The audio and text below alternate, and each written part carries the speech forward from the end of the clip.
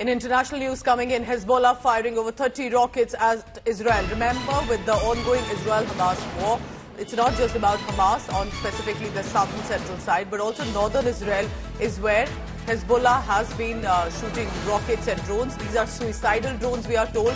Dozens of rockets and drones have been fired. Israel armed forces have confirmed that coming in from Lebanon, there are these drones and rockets that are being fired.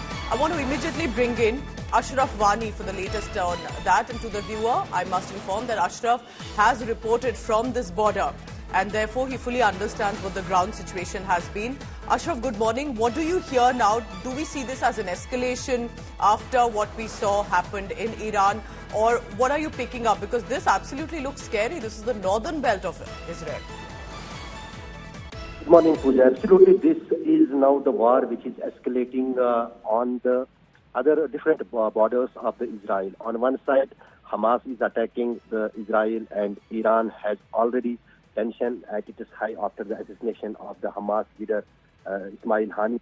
And also, the Israel targeted the top military commander of Hezbollah in Beirut, Fawad Shukr.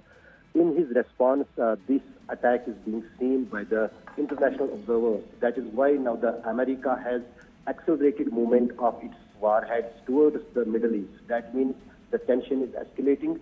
About night's incident, Israel has confirmed that more than 30 rockets had landed in the northern Israel, causing some damage. The ambulances are on way and taking the stock of the damage due to the rockets and drones fired by Hezbollah.